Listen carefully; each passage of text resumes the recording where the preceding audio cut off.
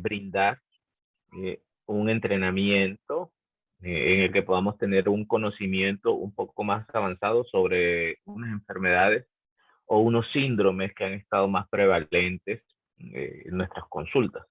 Por ahora nos hemos enfocado en tratar síndromes y características generales de unas enfermedades, como por ejemplo, hoy hablaremos del síndrome metabólico, que incluye varias enfermedades.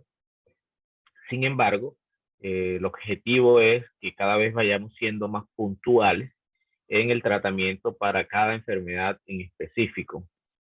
A medida que vayamos avanzando y que vayamos, si tenemos la oportunidad de retomar este tipo de entrenamientos, ya ahora en 2022 seremos más específicos y estas conferencias que estamos viendo ahora van a estar grabadas en la página, donde ustedes pueden entrar a ver estas y complementar con lo específico. Entonces, hoy nos trae acá el síndrome metabólico. Le decidimos poner el asesino más eficaz en la actualidad. Produce muchas muertes. Es una de las, es la causa más prevalente de muertes a nivel mundial. No el síndrome metabólico en sí, sino todas las consecuencias de un síndrome metabólico que ya vamos a ver más adelante. Bueno, entonces ese síndrome metabólico, si hacemos la búsqueda en PubMed, tenemos, miren que desde 1935 al 2022, cómo han aumentado el número de trabajos científicos que han buscado estudiar el síndrome metabólico, describirlo, estudiarlo, intervenirlo. Pero esto ha sido, ¿por qué? ¿Por qué hay tantos trabajos? ¿Por qué aumentó tanto el estudio? Y aumentó el estudio porque aumentaron los casos de la enfermedad, aumentó la prevalencia. Eso se debe a varios factores. El principal factor es nutricional. Los cambios de hábitos nutricionales desde el 35 al 2022 son brutalmente marcados. Y uso la palabra brutales por la calidad de los alimentos. Son alimentos procesados o ultraprocesados, que por ende ya al momento de llegar a una empresa donde se procesa en toda esa fase de producción, ya lleva contaminantes y pues el estado de cambiarlo, una mazorca de maíz o un grano de maíz y volverlo una harina de maíz para hacer arepas, por ejemplo, ese proceso hace que el alimento pierda gran parte de su calidad de nutrición y se convierta muchas veces en el causante de enfermedad. Eso por poner un ejemplo. Entonces, el síndrome metabólico tiene varios nombres. Dentro de sus nombres tiene el síndrome X, el síndrome de resistencia a la insulina, el de Reiban o el cuarteto mortal. Ese es otro nombre que recibe el síndrome metabólico. Y recibe ese nombre precisamente porque son 4 características que debe tener un paciente para que nosotros digamos que está en síndrome metabólico. Denme un momento. Ok. Entonces, primero es que esté obeso, es un paciente obeso. Ya vamos a ver cómo clasificamos la obesidad. El que no tuvo la oportunidad de estar en una charla que dimos de obesidad, la puede revisar si desea. Es buena, ahí pueden aprender unas cositas, unos trucos y unos mecanismos cómo se produce la enfermedad. Hoy voy a hablar breve sobre eso. Entonces, primero, es un paciente obeso. Segundo, tiene hipertensión sistémica, tiene resistencia a la insulina o diabetes propiamente dicha y tiene una dislipidemia aterogénica. En ese tercer punto de resistencia a la insulina, yo les aconsejo a todos sus pacientes, si usted le va a mandar a un paciente glucosa, mande la insulina. Así sea sin carga, sin comida, o sea, si sea en ayunas, usted nada más le va, o usted se va a hacer glucosa, hágase insulina. Yo tengo pacientes que me llegan con glucosas en ayunas de 86. Y si uno ve a ese paciente con una glucosa de 86, está perfecto. No es diabético, no clasifica para ser un paciente diabético. Y uno podría decirle, o si es uno mismo, podría decirse, no, estoy perfecto, 86. Pero si usted se hace la insulina, puede tener 86 con 5 de insulina o menos y está ok. Pero puede tener 86 con 200 de insulina y ya no está ok. O sea, ese paciente tiene una resistencia a la insulina sin haber alterado los niveles de glucosa. Solo altera los niveles de insulina. Por supuesto que cuando ya alteras los niveles de glucosa, hace rato pasaste por resistencia a la insulina. Si yo consigo un paciente con 200 de insulina en ayunas y con una glucosa de 86, pues le doy un medicamento que me disminuye la resistencia a la insulina y pues no llega a ser diabético. Listo, entonces tener en cuenta esas 4 enfermedades: obesidad, hipertensión, resistencia a la insulina y dislipidemia. En Estados Unidos se hizo la encuesta nacional de examen de salud y nutrición y se estimó que aproximadamente entre el 35 y el 50% de las personas mayores de 60 años tenían síndrome metabólico. Usaron los criterios panel 3. Hay varios criterios, en este caso 3 escalas aproximadamente, las que más se usan, y la FANEL es una de las escalas con más utilidad y que más se utiliza para identificar si un paciente está o no en síndrome metabólico. Entonces, ¿qué pasa en el síndrome metabólico? ¿Qué es lo que sucede que hace que el paciente se enferme? 3 cosas básicas. Ya dijimos que hay resistencia a la insulina, pero con alteración del flujo de ácidos grasos. Ya vamos a ver qué importancia tienen esos ácidos grasos. Hay una inflamación de bajo grado y esa inflamación de bajo grado se puede medir caracterizando o haciendo una medición de omega 6, omega 3, una relación, perdón, omega 3, omega 6, y estrés oxidativo, que causa un daño terrible a nivel celular. Entonces tenemos esa membrana celular que está formada por una doble capa de lípidos, ¿verdad? Tenemos una cabeza de un fosfolípido acá. Un fosfolípido acá pues tienen fosfatos y 2 ramas de lípidos, uno saturado o uno insaturado. La mayoría de la membrana está formada por DHA, o la membrana debería estar formada por una gran cantidad o una cantidad importante de DHA, que es una grasa saludable, un omega 3 saludable. En esa membrana, pues lo normal es que llega la insulina a su receptor y va a crear una señalización para que por fosfatilinositolquinasa 3 se abra el canal de glucosa, el GLUC4 generalmente, y entre la glucosa. Si ponemos una analogía, sería que si yo tengo una molécula de insulina, digamos que una de insulina, entraría una de glucosa. No es así en números, estoy poniendo un ejemplo para tratar de explicar. Pero digamos que es así, acá hay 3 y acá hay 3. Entonces yo necesito una de insulina para meter una de glucosa. ¿Qué es la resistencia a la insulina? Cuando una no es capaz de meter una de glucosa. Entonces yo necesitaría 3 de insulina para meter una de glucosa. O sea, necesito más cantidad de insulina para poder meter la misma glucosa que antes metía a la célula con menos insulina. Yo le digo a mis pacientes, es como usted llevar va a ser una carga de 10 bolsas de cemento en su carro. Lo normal es que usted llevaba el carro y llevaba sus 10 bolsas de cemento a donde las fuera a llevar con el carro. Pero resulta que ya el carro no funciona bien y ya el carro no puede con 10 bolsas de cemento. Entonces ahora tiene que usar 2 o 3 carros para llevar las mismas 10 bolsas de cemento. Esa es más o menos la analogía a la resistencia a la insulina. El cemento terminaría siendo la glucosa y el carro la insulina, que va a ayudar a que la glucosa entre. La resistencia a la insulina es que esta insulina no es capaz de abrir los canales de glucosa. Y por ende, si tenemos resistencia a la insulina y tenemos menos insulina dentro de la célula, pues vamos a tener menos lipólisis, ¿verdad?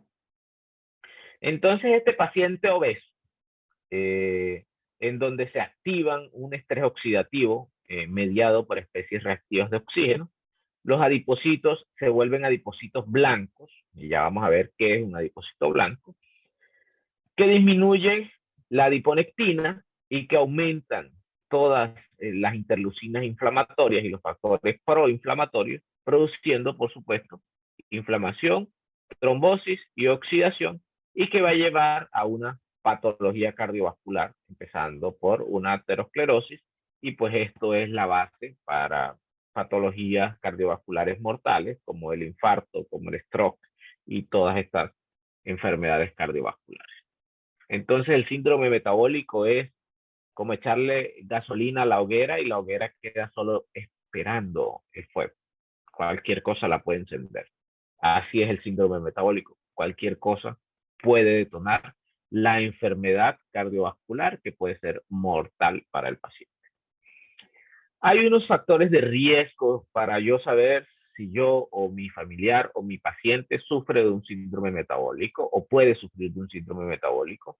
Dentro de esos, tener una historia familiar positiva para el síndrome metabólico, fumar, sobre todo por el daño del endotelio, la edad mayor a 16 años, la obesidad, por supuesto, porque la obesidad es una de las cosas, y después de obesidad, hipertensión, resistencia a la insulina o diabetes y dislipidemia, y ahí está el síndrome metabólico, estados posmenopáusicos, porque se alteran el metabolismo de la insulina y de las grasas, y pues todos estos que ustedes pueden ver acá. Miren, aquí hay uno interesante: ver televisión en exceso es un factor de riesgo para síndrome metabólico, pero no es que el televisor me produzca síndrome metabólico. Pues uno, me puede estresar, lo que esté viendo me puede estresar y altera mi eje HPA. Y también porque si yo estoy viendo televisión, estoy en posición sedente o estoy sedentario. No estoy haciendo actividad física. Y recordemos que la baja actividad física es otro de los factores. Aquí está, o inactividad física. Recordemos que actividad física es distinto a ejercicio. Yo puedo salir a caminar, a buscar la fruta al mercado, y eso es actividad física, no es ejercicio. Yo puedo salir a caminar, a buscar, a moverme en mi casa, estoy haciendo actividad física. Hay pacientes que uno les pregunta: ¿usted hace ejercicio, doctor? ¿Qué más ejercicio con el oficio que yo hago en mi casa? Eso no es ejercicio, es actividad física. Si hace actividad física, no es ejercicio. Hay que tenerlo claro. Entonces, este cuarteto de la muerte, ¿verdad? Obesidad, hiperglicemia, o resistencia a la insulina, dislipidemia e inflamación, va a producir que haya un desequilibrio entre el óxido nítrico y las especies reactivas de oxígeno. Va a producir que haya un trastorno en la formación de miocitos, pero sobre todo miocitos en las paredes vasculares. Aquí estamos hablando todo esto de pared vascular. Recuerden la pared muscular, sobre todo de las arterias, ¿verdad? Que haya un aumento, por ende, de la densidad microvascular, y recordemos que si las arterias están rígidas, aumentan la resistencia vascular periférica y por ende vuelven al paciente hipertenso. Hay una disfunción del endotelio y hay un trastorno de la integridad del intersticio. Todo eso va, por supuesto, a alterar la perfusión, a alterar el intercambio, el equilibrio entre solutos y agua, y a una disfunción del órgano, cualquiera que sea el caso. En el caso de la insulina y la glucosa, pues tenemos la concentración de glucosa en sangre, va a depender de varios factores, de la producción endógena de glucosa, ¿verdad? La gluconeogénesis, de si le ponemos una carga endovenosa al sujeto, de si tiene una ingesta oral, y cualquiera de estas tres cosas nos va a aumentar la concentración de glucosa, para que el objetivo final es eliminar esa glucosa. Este aumento en la concentración, entre más aumente la concentración de glucosa, va a estimular las células beta del páncreas para que secreten insulina. Eso aumenta la concentración de insulina. Otra forma de aumentar la concentración de insulina es una aplicación exógena, pacientes diabéticos que ya requieren insulina, y de esas dos formas también aumentamos la concentración de insulina. La insulina entonces va a actuar dependiendo de la cantidad que requiera el paciente, si tiene o no resistencia, y lo que va a hacer es dos cosas principalmente. La primera, bloquear dos cosas principalmente con respecto a la glucosa, porque la insulina tiene otras funciones que no tienen que ver con la glucosa. Entonces, la primera de esas funciones es que bloquea negativamente la producción endógena. O sea, si yo tengo niveles altos de insulina, dejo de hacer gluconeogénesis. Y que aumenta, pues, la eliminación de glucosa, generalmente, porque la glucosa pasa al espacio intracelular, como lo vimos en la gráfica anterior, y comienza a ser utilizada en la célula. Entonces ya ahí sabemos qué es síndrome metabólico, pero ¿cómo sabemos si el paciente está obeso? Porque dijimos que una de las características es la obesidad. Fácil. Lo que usamos para definir la obesidad es el exceso de grasa corporal, y el exceso de grasa corporal es determinado por el índice de masa corporal. El índice de masa corporal es una fórmula, peso en kilogramos sobre talla en metros cuadrados. Ese índice de masa corporal, entonces va a ser si tiene entre 25, si usted hizo esta fórmula y le dio entre 25 y 29.9, ese sujeto está en sobrepeso. Y si le da más de 30, ese sujeto está en obesidad. Ahí entraría a determinar si es obesidad mórbida, si todo eso no vamos a entrar en detalle porque aquí estamos hablando de síndrome metabólico, no solo de obesidad. Pero para que ese paciente sea obeso, necesitan haber pasado varias cosas. Una de esas cosas es que se hayan activado sus genes, ¿verdad?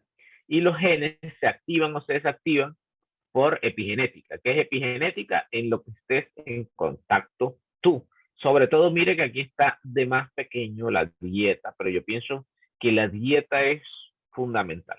La base de todo es la dieta. En la dieta podemos sanar o enfermar a un paciente. Entonces, esos cambios epigenéticos que están determinados por si hago ejercicio o no, si tengo estrés, si tengo infecciones, si fumo, todo eso, va a afectar de manera positiva o negativa la metilación de ADN, la remodelación de la cromatina, el empaquetamiento de ADN alrededor de los nucleosomas y la modificación de histonas, que es lo que al final nos lleva a envejecer y a morir. No en el aspecto corporal total, puede ser a nivel celular. Envejece y muere una célula, envejece y muere una. Y ahí tenemos un paciente con demencia y el resto del cuerpo está bien, pero esas células han envejecido y han muerto. Uno de los factores epigenéticos en casi la mayoría de las enfermedades. Pero a nivel del sistema nervioso central, en la obesidad también hay unos factores, sobre todo miren, el cortisol, que es la hormona del estrés. Estrés crónico, aumento de cortisol. ¿Cómo se eleva el cortisol? Dos cosas. Plantas adaptógenas, orales o ejercicio. La más fácil es ejercicio, o las dos.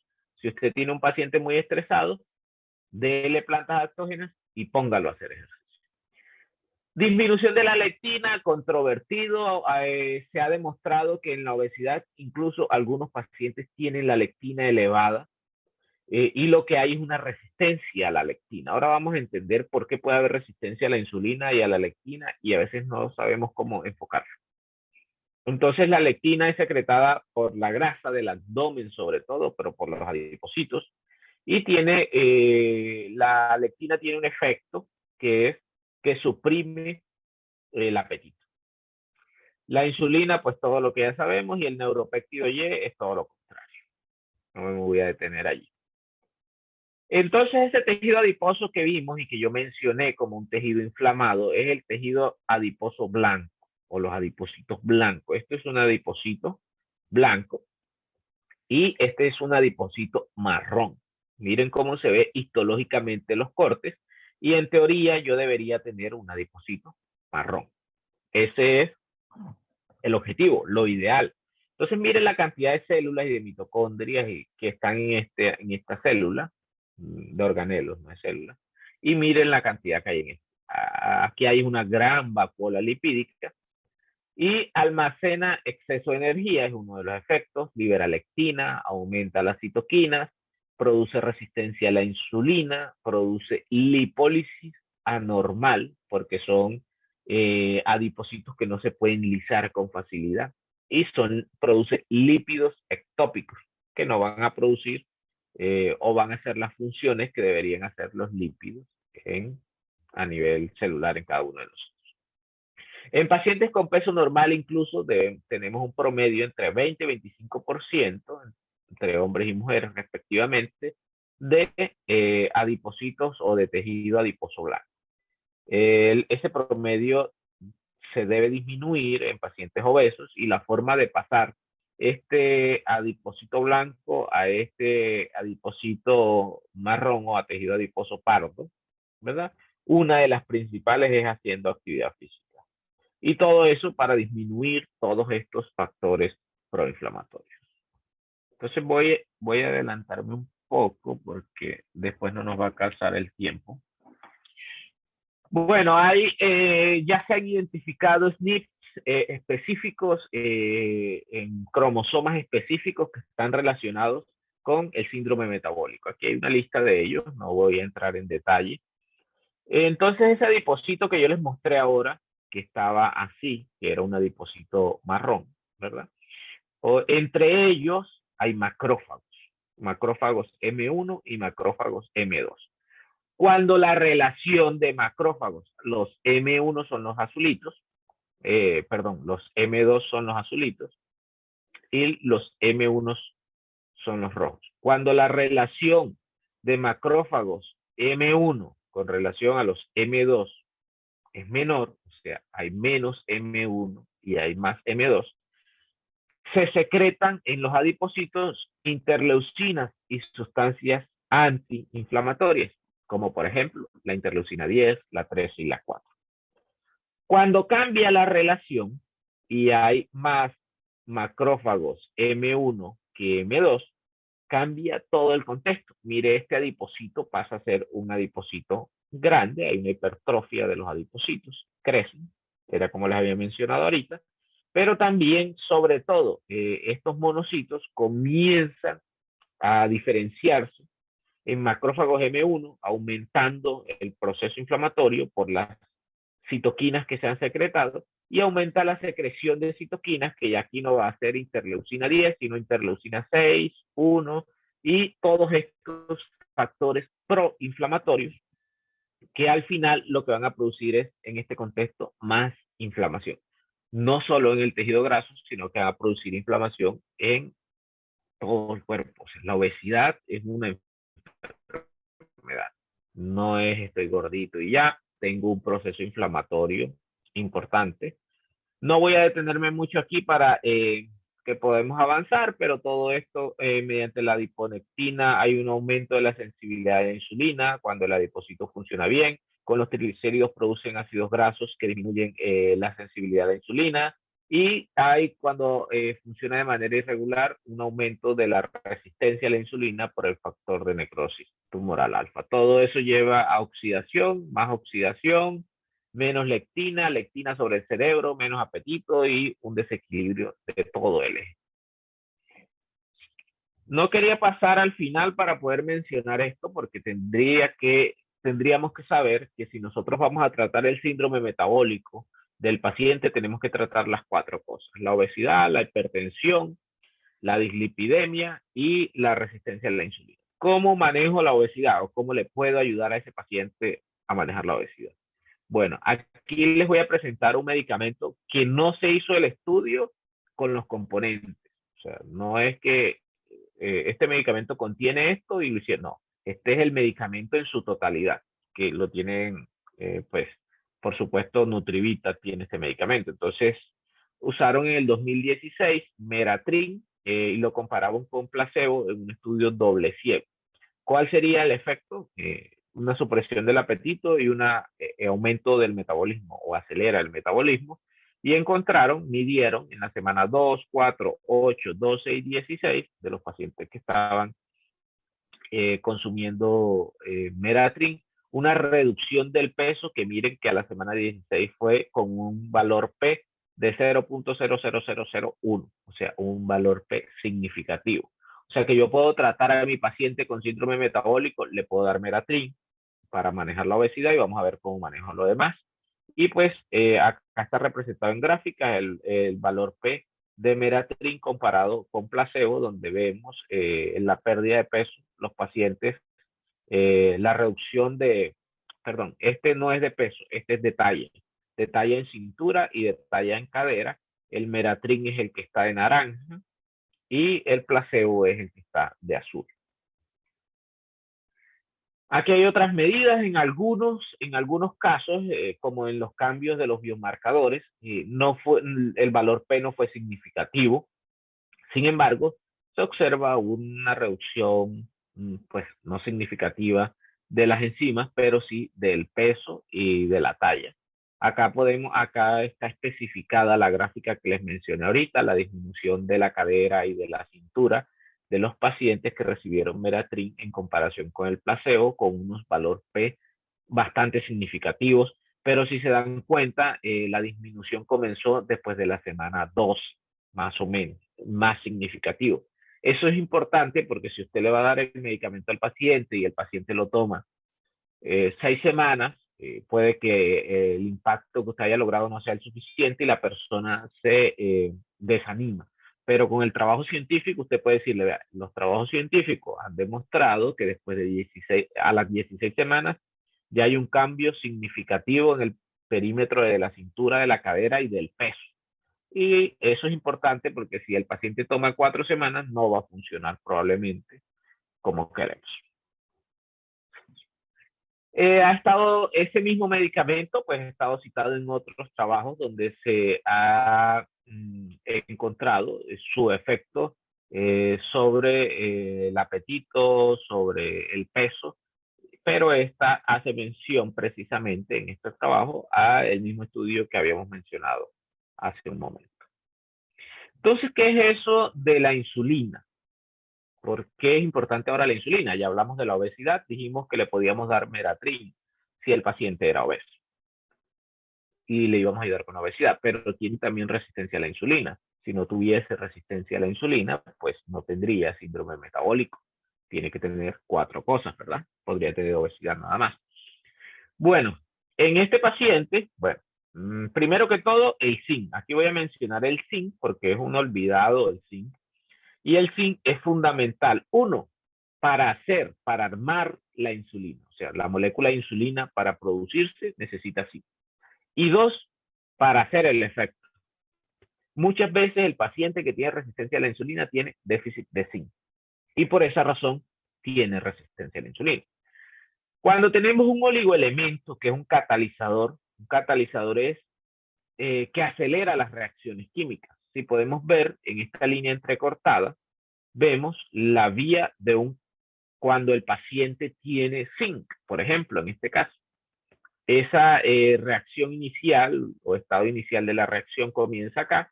Y si el paciente tiene buenas cantidades de zinc, iría acá, gastando menos energía, no engordando más, no tiene nada que ver, desgastando menos los procesos.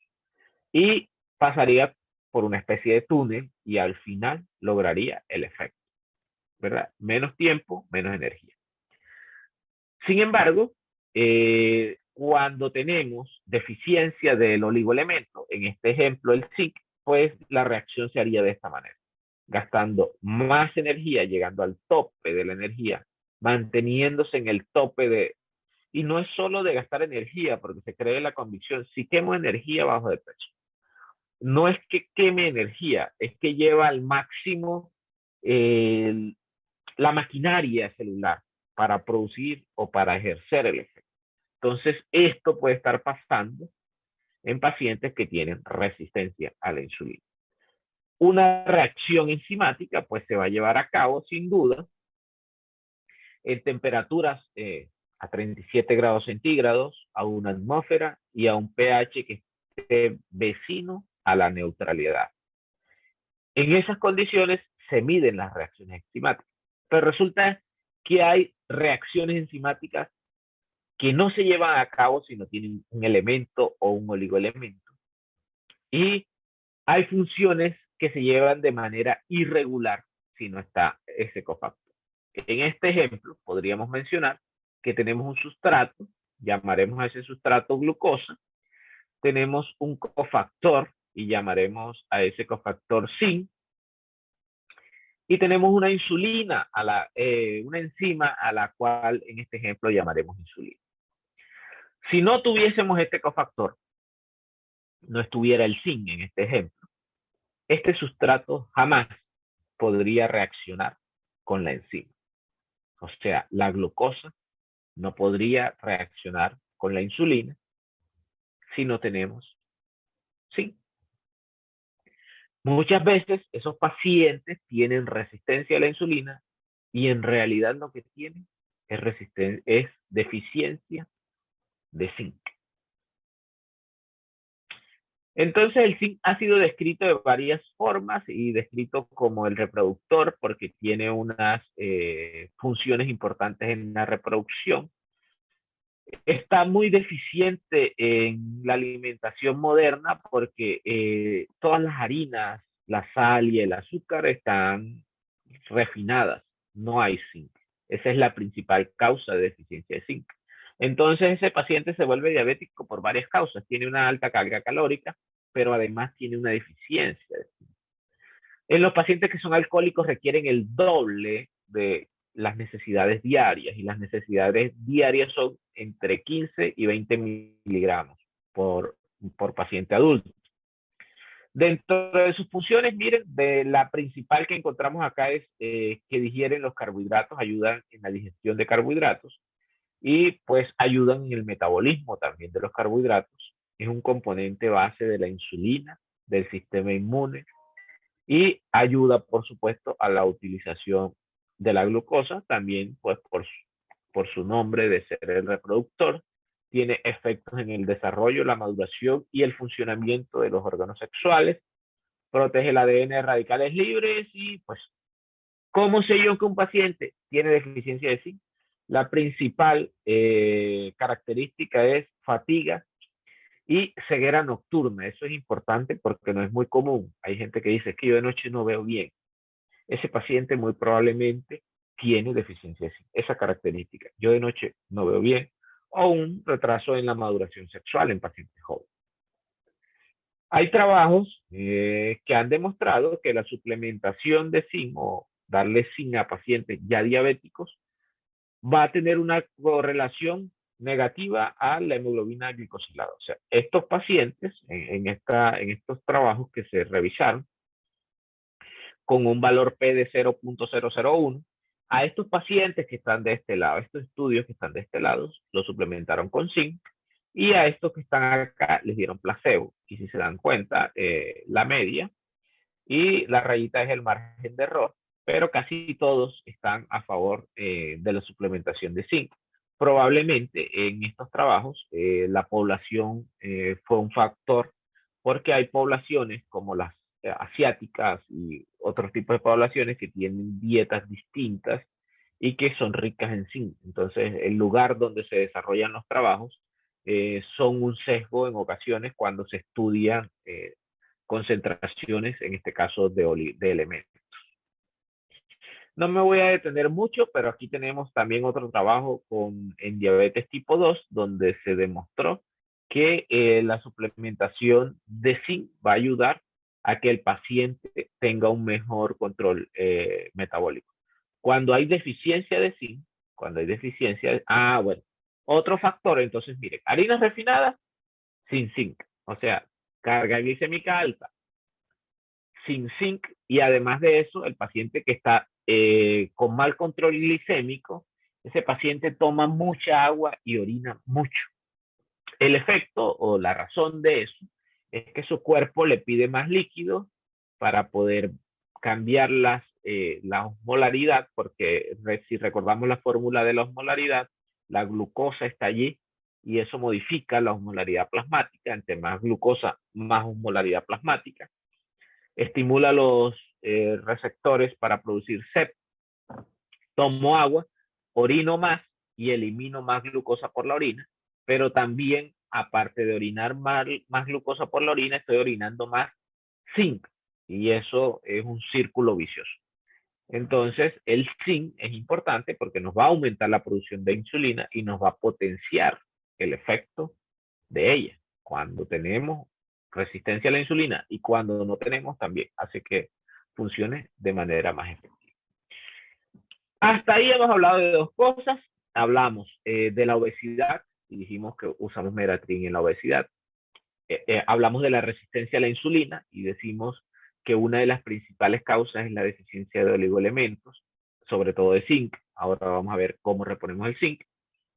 Y ahora vamos a hablar de la dislipidemia, lo que produce acumulación de grasas a nivel de la pared vascular. Entonces aquí juega un papel muy importante la relación de ácidos grasos omega 3. Y no solo los ácidos grasos omega 3 porque miren, nos ayudan en esta relación omega 6, omega 3. Y esa relación alterada es un riesgo de obesidad y todo aquí es un ciclo vicioso que cada una cosa lleva a la otra y la otra lleva a la otra y al final es una gran bola de nieve que termina destruyendo al paciente. Estos ácidos grasos, miren cómo nos van a ayudar. Tenemos dos principales, los omegas 3, el EPA y el DHA. Les dije que el DHA hace parte de la membrana celular. Pero también cuando tenemos buenas cantidades de EPA y DHA en una relación armónica entre omega 6 y omega 3, pues se logra bloquear las interleucinas y los factores proinflamatorios. Estas flechitas rojas, logramos ver que estas moléculas están siendo bloqueadas por las concentraciones adecuadas de EPA, DHA, lo que aumenta, si damos buenas cantidades de EPA y DHA, la sensibilidad a la insulina. Entonces, mire, estamos ayudando a equilibrar las grasas. Mejoramos la sensibilidad a la insulina, o sea que también ayudamos a la resistencia a la insulina. Disminuimos la inflamación y uno de las formas de medir la inflamación sistémica de bajo grado es medir la relación entre omega 6 y omega 3.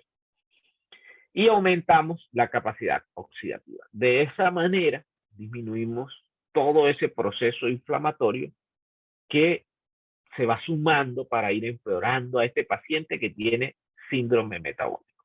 Entonces, esos ácidos grasos, ¿qué es? Se han clasificado de varias maneras. Podemos clasificarlos entre saturados y no saturados. Y tenemos unos que son esenciales y otros que no son esenciales. Dentro de los esenciales, el linolénico y el linoleico, que ya eso lo sabemos. Y dentro de los no esenciales, el oleico. Y aquí está, miren, el EPA y el DHA. Entonces acá están representados. Los que están en azules son los que producen inflamación. Y los que están en verde son los que tienen un efecto antiinflamatorio. Ellos están químicamente descritos como un ejemplo. 18,2 quiere decir que tiene 18 carbonos y que tiene 2 enlaces dobles. Entonces así están descritos cada uno. Y si nos damos cuenta, aquí está en esta rama, encontramos al EPA y el DHA, que son importantes ácidos grasos antiinflamatorios, que no solo están relacionados con la inflamación a nivel vascular y de los adipocitos, sino que también están relacionados con todo ese proceso inmune y pues por supuesto que ese proceso inmune al final nos va a llevar a una inflamación o a no tener inflamación. Esos ácidos grasos también nos ayudan en las proteínas de la membrana mitocondrial a que se lleve a cabo la cadena respiratoria para producir energía. No me voy a detener mucho acá. Recordemos que acá va coenzima Q10 también, pero que estos ácidos grasos libres que están en el citosol van a servir de energía a estas proteínas de membrana para que puedan transportar electrones desde un paso al siguiente y al final hacer las reacciones químicas para que se termine produciendo ATP. Este es un trabajo importante y este trabajo se hizo, también no se hizo con Megaret. Megaret es un ácido graso omega 3 que podemos tener con Nutrivita y este trabajo que se hizo en ratas fue publicado en el 2015 Se hizo con Megared en la revista de drogas marinas. Mire, entonces, mire, se tomó las ratas, dos grupos, el grupo A, C, E y G, y el otro grupo era el grupo B, D, F y H. Al primer grupo se le administró EPA, 10 miligramos por kilo, DHA, 4.7 miligramos por kilo, y astaxantina. ¿Por qué eso? Bueno, porque si le administraron Megared, el Megared tiene astaxantina. Y esas fueron las concentraciones que ellos le administraron a cada sujeto. Este es un estudio ex vivo. Después de eso, sacrifican a las ratas. Bueno, al otro grupo no se le administró nada. Este es el cerebro de las ratas. Y se demostró que la presencia de EPA, de DHA y de astaxantinas en las ratas que recibieron ácidos grasos omega 3, EPA, DHA y astaxantinas, Megared, se dañó menos el tejido cerebral y hubo menos lesiones perivasculares que en las ratas que no lo recibieron. O sea que si yo le doy esto al paciente, estoy protegiendo el tejido cerebral y recordemos